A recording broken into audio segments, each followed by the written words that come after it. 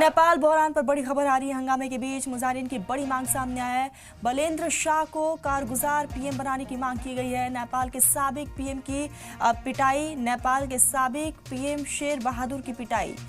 आपको बता दें कि इस बीच जो है हंगामे के बीच मुजाहिरीन की ये बड़ी मांग सामने आई है। आपको बता दें कि एक तरफ हालात सबसे ज्यादा खराब और दूसरी तरफ बलेंद्र शाह को कारगुजार पीएम बनाने की मांग रखी गई है। नेपाल के साबिक पीएम की पिटाई की गई है।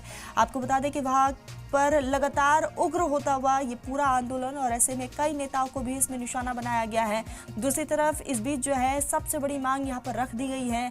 आपको बताते चले कि एक तरफ पीएम की तरफ से इस्तीफा दे दिया गया है, कई मंत्रियों ने इस्तीफा दे दिया है। दूसरी तरफ बलेंद्र शाह को कारगुजार पीएम बनाने की मांग रखी गई है। आपको ये भी बताते चले कि ये वही बलेंद्र शाह है जो जेनजिस के सपोर्ट में आए हैं और इस बीच जो है बलेंद्र शाह की तरफ से ही लगातार ये आंदोलन जो है और उग्र होता हुआ नजर आ रहा है। बलेंद्र शाह ये वही शख्स है जो इस वक्त युवाओं के साथ कंधे से कंधा मिलाकर उनकी इस लड़ाई में लगातार बने हुए हैं और ऐसे में जेनजिस की तरफ से ये बड़ी मांग सामने आ चुकी है। मुजाहिरीन जो लगातार मुजाहरा कर रहे हैं उनकी तरफ से ये बड़ी मांग आई है कि बलेंद्र शाह को कारगुजार पीएम बनाना चाहिए, ये मांग रखी गई है। दूसरी तरफ पीएम केपी शर्मा ओली की तरफ से इस्तीफा दे दिया गया है और केपी शर्मा ओली अब देश छोड़कर भी भाग निकले हैं। दूसरी तरफ अब बलेंद्र शाह को ये जिम्मेदारी देने की बात की जा रही है। लगातार अब सवाल उठ रहे थे कि आखिर नेपाल का सत्ता कौन संभालेगा, क्योंकि ऑपोजिशन भी वहां पर नहीं है। दूसरी तरफ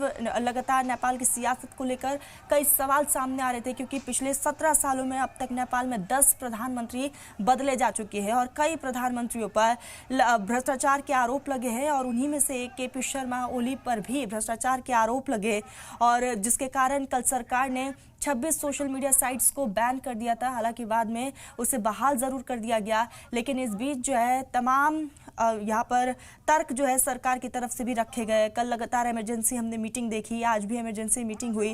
कल नेपाल के गृह मंत्री की तरफ से इस्तीफा दे दिया गया, वहाँ पर जो जल शक्ति मंत्री है उनकी तरफ से इस्तीफा दिया गया और लगातार कल से ही इस्तीफा देने का सिलसिला जारी है और ऐसे में पीएम केपी शर्मा ओली के पास ऐसे कोई तत्व नहीं आए भारत में जो कि भारत की शांति के लिए जो खतरा पैदा कर सकें और फिर भारत को अपना हम शुरू से 2014 से कम नेबरहुड फर्स्ट पॉलिसी को हम आगे लेते आए हैं और मैं कहूँगा जो उसमें हमको बहुत सफलता भी मिली है, चाहे वो अपने हमारे संबंध हों श्रीलंका के साथ बेहतर करने के लिए 2022 में जैसे वहाँ पर इतना ज़्यादा मुश्किलात हुई, भारत ने कैसे उनकी सहायता की, करीब 4-4.5 बिलियन डॉलर का उनको आर्थिक मदद की जब उनके पास ना कोई एनर्जी थी, ना खाने को सामान था, ना उनके पास किसी प्रकार की दवाइयाँ थी, फर्टिलाइज़र थे।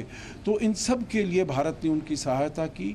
ऐसे ही मालदीव्स में भी जो आए थे राष्ट्रपति मोहम्मद मोइज़ू, तो उसके उस पर आए थे, कॉल पर कैंपेन पर आए थे इंडिया आउट पर उनको भी हमने बातचीत करके अपने साथ अपने संबंधों को सुदृढ़ किया है और वैसी ही बात अफ़गानिस्तान के साथ भी हम देख रहे हैं। तो मैं समझता हूँ जो भारत के और नेपाल के संबंध बहुत पुराने हैं, बहुत हिस्टोरिकल हैं, बहुत ही सांस्कृतिक सिविलाइजेशनल हैं। तो पीपल टू पीपल कनेक्ट हमारा बड़ा अच्छा है। तो जो वहाँ पर सरकार आती है उसको भी देखना होगा और उनके साथ बातचीत करनी होगी। जो भी वहाँ पर पॉलिटिकल फोर्सेस उभर कर आते हैं उनके साथ हमको कनेक्शन बना कर रखना होगा, जिससे कि वहाँ पर स्टेबिलिटी रहे और शांति रहे, स्थिरता रहे और वो आगे समृद्धि के रास्ते पर वो चल सकें। तो लगातार हिंदुस्तान की तरफ से भी यहाँ पर एक बड़ा पैगाम दिया गया है। लगातार नेबरहुड को हिंदुस्तान अक्सर सपोर्ट करता आया है, पीपल टू पीपल कनेक्ट को भी अक्सर सपोर्ट हिंदुस्तान की तरफ से किया गया है और ऐसे में देखने वाली बात यही होगी कि जो सत्ता परिवर्तन होगा उसमें आने वाले समय में आखिर पीएम कौन होगा, पीएम ओहदा कौन संभालेगा, अपने आप में एक ये बड़ा सवाल है।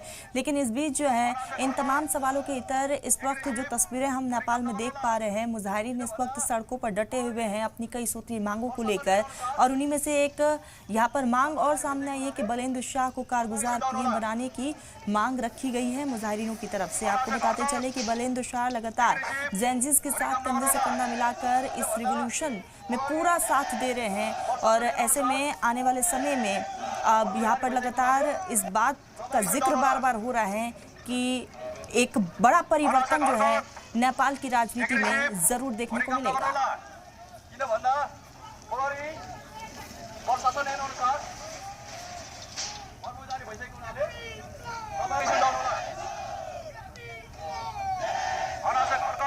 तो आपको बताते चले कि बलेंद्र शाह को कारगुजार पीएम बनाने की मांग हो रही है। नेपाल के साबिक पीएम की इस बीच जो है पिटाई की खबर भी सामने आई है। कई मंत्रियों को निशाना मुजाहिरीनों की तरफ से बनाया गया है और लगातार वहां पर हालात और भी ज्यादा कशीदा होते जा रहे हैं। और ऐसे में इस बीच जो है बहुत बड़ी चुनौती आर्मी के लिए भी है, क्योंकि सरकार की तरफ से कई मंत्रियों ने इस्तीफा, पीएम ने इस्तीफा दे दिया है। तो अब वहां पर सत्ता कौन संभालेगा? दूसरी तरफ क्योंकि अब सरकार ही नहीं रही, तो आखिर कौन सा वो डेलीगेशन है जो युवाओं से बातचीत करने के लिए जाएगा, इन जेनजी से बातचीत करने के लिए जाएगा? अपने आप में ये बड़ा सवाल है। और आर्मी के कार्यशैली पर भी सवाल निशान खड़े हुए हैं, क्योंकि कल जिस तरह से सिक्योरिटी फोर्सेस की तरफ से फायरिंग की गई, उसमें कई लोग हलाक हुए हैं, कई बुरी तरीके से जख्मी हुए हैं और कहीं ना कहीं ये नाराजगी जो है और भी ज़्यादा बढ़ती नजर आ रही है। और ऐसे में अब आर्मी की तरफ से भी कोई डेलीगेशन